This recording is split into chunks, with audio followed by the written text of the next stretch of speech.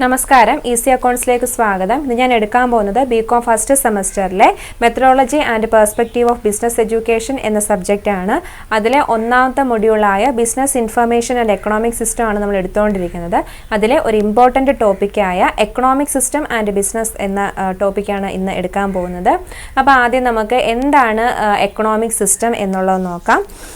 അപ്പം ആദ്യം തന്നെ നമ്മൾ മനസ്സിലാക്കേണ്ടത് ഒരു രാജ്യത്തെ ഗുഡ്സ് ആൻഡ് സർവീസസിൻ്റെ പ്രൊഡക്ഷനും ഡിസ്ട്രിബ്യൂഷനും ആ രാജ്യത്തെ എക്കണോമിക് സിസ്റ്റത്തെ ആശ്രയിച്ചിട്ടായിരിക്കും ഉണ്ടായിരിക്കുന്നത്. അപ്പോൾ നോക്കിയേ, production and distribution of goods and services of a country depends upon the economic system. Economic system are the means by which countries and government distribute resources and trade goods and services. അപ്പോൾ economic system എന്ന് പറയുമ്പോൾ country, ആ രാജ്യം അല്ലെങ്കിൽ അവിടുത്തെ government resources distribute ചെയ്യുന്നതും അതുപോലെ തന്നെ ഗുഡ്സ് ആൻഡ് സർവീസസിൻ്റെ ട്രേഡും ഡിസ്ട്രിബ്യൂഷനുമായിട്ടൊക്കെ റിലേറ്റ് ചെയ്ത് ഇരിക്കും. They are used to control the factors of production.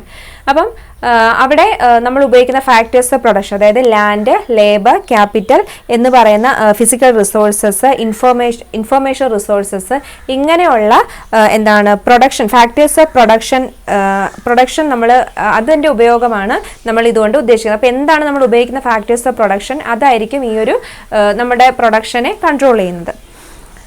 Each country has it's on economic system. നമുക്കറിയാം എല്ലാ രാജ്യത്തെയും എക്കണോമിക് സിസ്റ്റം ഒരേപോലെ ആവണമെന്നില്ല. ചിലയിടത്ത് നമുക്കറിയാം എക്കണോമിക് സിസ്റ്റം എന്ന് പറയുമ്പോൾ ക്യാപിറ്റലിസം ഉണ്ട്, പിന്നെ മിക്സഡ് എക്കോണമി ഉണ്ട്, സോഷ്യലിസം ഉണ്ട് അല്ലേ. അപ്പോൾ ഇതിൽ ഏതാണെന്ന് വെച്ചാൽ ഓരോ രാജ്യത്തും പലതായിരിക്കും. നമ്മുടെ രാജ്യത്തുള്ളതുപോലെ ആവണമെന്നില്ല മറ്റൊരു രാജ്യത്ത് ഉണ്ടാവുന്നത്.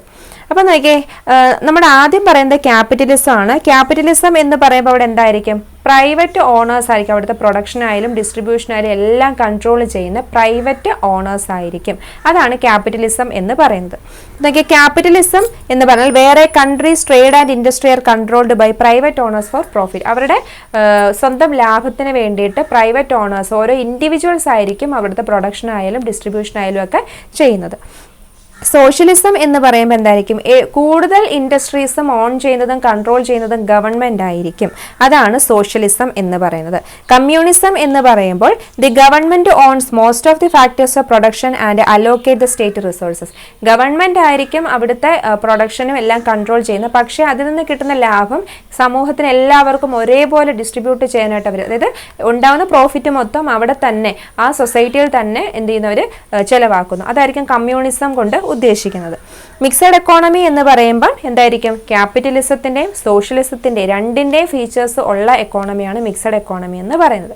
അങ്ങനെ 4 തരത്തിലെ എക്കണോമിക് സിസ്റ്റമാണ് നമുക്കുള്ളത്: capitalism, socialism, communism and mixed economy. Meaning and definition of economic system ആണ് ഇനി പറയാൻ പോകുന്നത്. എക്കണോമിക് സിസ്റ്റം എന്ന് പറയുമ്പോൾ system of production and exchange of goods and services as well as allocation of resource in A society. ഒരു സമൂഹത്തിൽ resources എങ്ങനെ പങ്കുവെക്കുന്നു, കൂടാതെ ഗുഡ്സ് ആൻഡ് സർവീസസ് എങ്ങനെ പ്രൊഡ്യൂസ് ചെയ്യുന്നു അല്ലെങ്കിൽ എങ്ങനെ നമ്മൾ എക്സ്ചേഞ്ച് ചെയ്യുന്നു എന്നുള്ള ആ ഒരു സിസ്റ്റത്തെയാണ് നമ്മൾ എക്കണോമിക് സിസ്റ്റം എന്ന് പറയുന്നത്. അപ്പോൾ ഒരു രാജ്യത്ത് ഗുഡ്സ് ആൻഡ് സർവീസസ് എങ്ങനെ പ്രൊഡ്യൂസ് ചെയ്യുന്നു, എങ്ങനെ ഡിസ്ട്രിബ്യൂട്ട് ചെയ്യുന്നു, കിട്ടുന്ന റിസോഴ്സസ്, അത് ലാഭമായാലും അതെങ്ങനെ നമ്മൾ ആ ഒരു സമൂഹത്തിൽ അല്ലെങ്കിൽ ആ ഒരു സൊസൈറ്റിയിൽ നമ്മൾ ചെലവാക്കുന്നു തുടങ്ങിയ ആ ഒരു സിസ്റ്റത്തെയാണ് നമ്മൾ എക്കണോമിക് സിസ്റ്റം കൊണ്ട് ഉദ്ദേശിക്കുന്നത്. Economic system refers to the model of production and distribution which take place in the society. ഒരു നമ്മുടെ സൊസൈറ്റിയിൽ നടപ്പിലാക്കുന്ന പ്രൊഡക്ഷൻ ആൻഡ് ഡിസ്ട്രിബ്യൂഷൻ, ആ ഒരു സിസ്റ്റമാണ് എക്കണോമിക് സിസ്റ്റം കൊണ്ട് ഉദ്ദേശിക്കുന്നത്. ഇനി എക്കണോമിക് സിസ്റ്റത്തിൻ്റെ ഡെഫിനിഷൻ പറയുന്നുണ്ട്: A system of production, resource allocation and distribution of goods and services with a society or A given geographical area. ഇത്രയേ ഉള്ളൂ.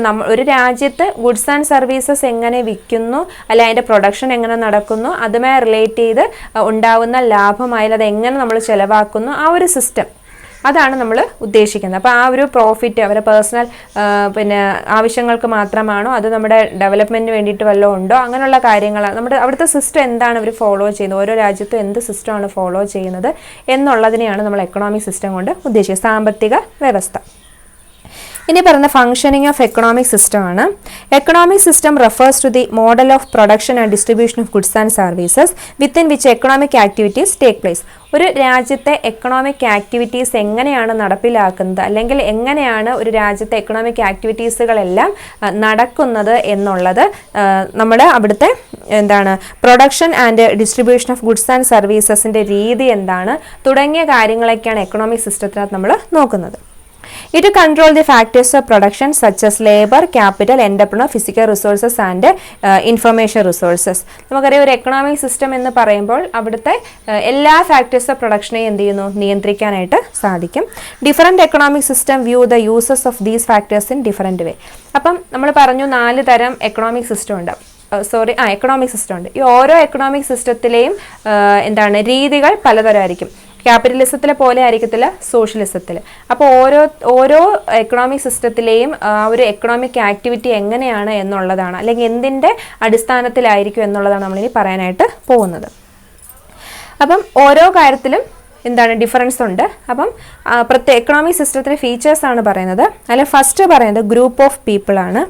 An economy has a population base. It deals with a human being. An economic system implies a group of people who are living in a particular territory.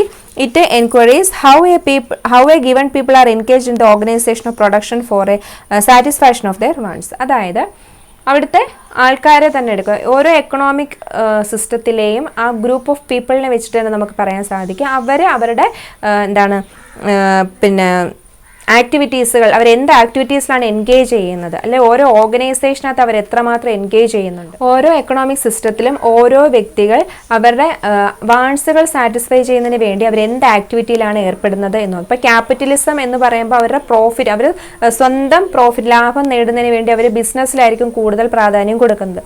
Socialism എന്ന് പറയുമ്പോൾ government ആണ് അവിടുത്തെ പ്രൊഡക്ഷനും കാര്യങ്ങളൊക്കെ control ചെയ്യുന്നത്. അപ്പോൾ ബാക്കിയുള്ളവരെന്ന് പറയുന്നത് എന്തായിരിക്കും, ഗവൺമെൻറ് സർവീസസ് ചെയ്യുന്നവരായിരിക്കും. അപ്പോൾ ഓരോ എക്കണോമിക് സിസ്റ്റത്തിലും അവിടുത്തെ ആൾക്കാർ ചെയ്യുന്ന ആക്ടിവിറ്റീസ് ഡിഫറെൻ്റ് ആയിരിക്കും. അതാണ് ഗ്രൂപ്പ് ഓഫ് പീപ്പിൾ കൊണ്ട് ഉദ്ദേശിക്കുന്നത്. രണ്ടാമത് പറയുന്നത് scarcity of resources. An economic system irrespective of its form exist due the fundamental fact that there is a scarcity of economic resources through which goods and services can be produced. Professor Lewis has therefore observed that we have economic system or economics because we are confronted by the economic problems. So optimal allocation of resources constitute the central core of any economic system. പിന്നെ scarcity of resources, നമ്മളുടെ resources എല്ലാം എന്താണ്, scarcity ദൗർലഭ്യമാണ്, വളരെ കുറച്ചാണ്. അപ്പോൾ ഏതൊരു economic സിസ്റ്റത്തിലും നമ്മൾ എന്ത് ചെയ്യണം, മാക്സിമം നമുക്കുള്ള റിസോഴ്സസിനെ യൂട്ടിലൈസ് ചെയ്തിരിക്കണം.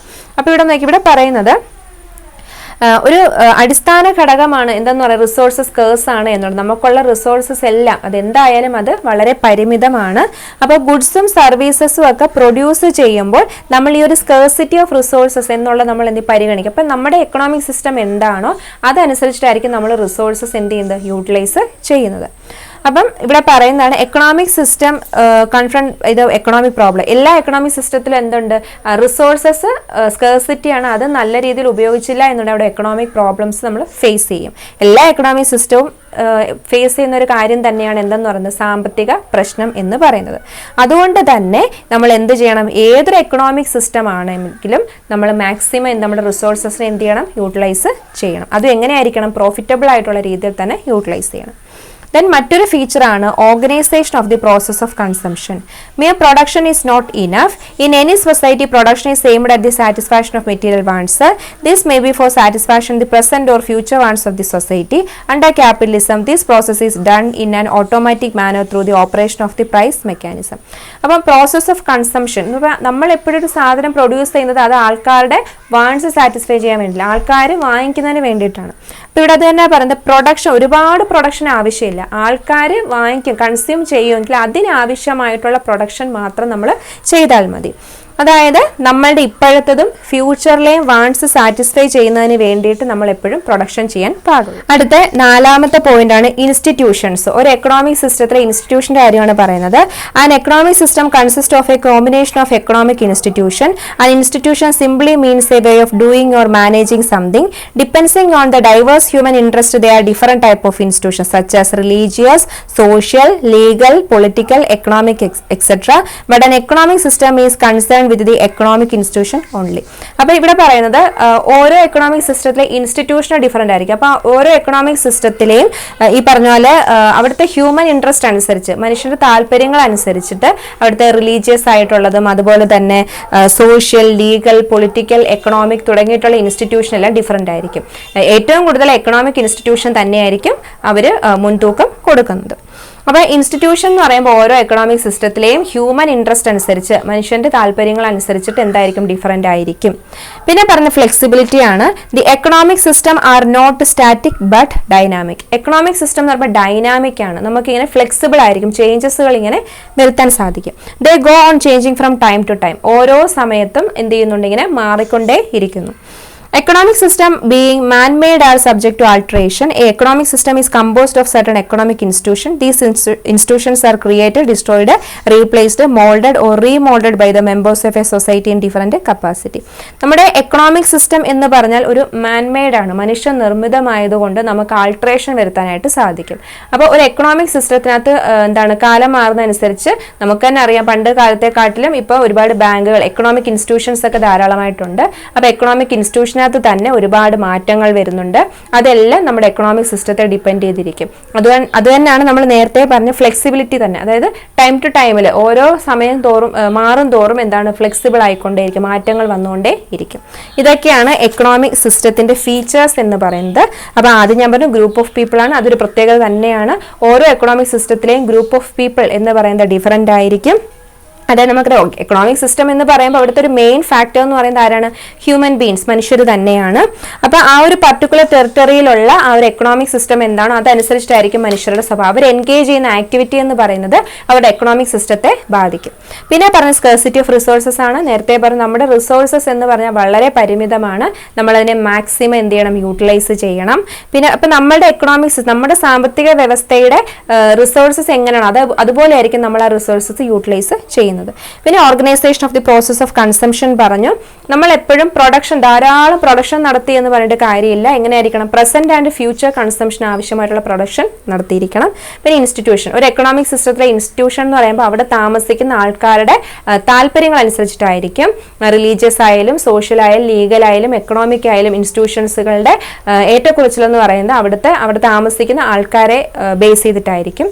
പിന്നെ പറഞ്ഞ എന്താണ്, ഫ്ലെക്സിബിലിറ്റി. ഒരു എക്കണോമിക് സിസ്റ്റം എന്ന് പറയുന്നത് ഫ്ലെക്സിബിൾ ആയിരിക്കും. അതായത് ഓരോ ടൈം ടു ടൈമിൽ ഓരോ മാറ്റങ്ങൾ വരുന്നതനുസരിച്ച് ആ എക്കണോമിക് സിസ്റ്റവും മാറും.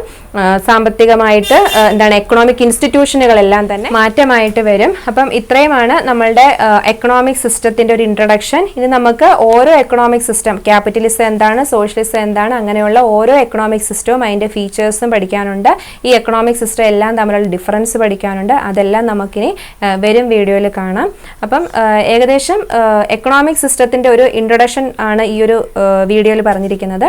അപ്പം നമുക്ക് ഡീറ്റെയിൽഡ് ആയിട്ട് ഓരോ എക്കണോമിക് സിസ്റ്റത്തെ പറ്റി ഉള്ള ക്ലാസ്സസ് നമുക്ക് അടുത്ത വീഡിയോസിൽ കാണാം.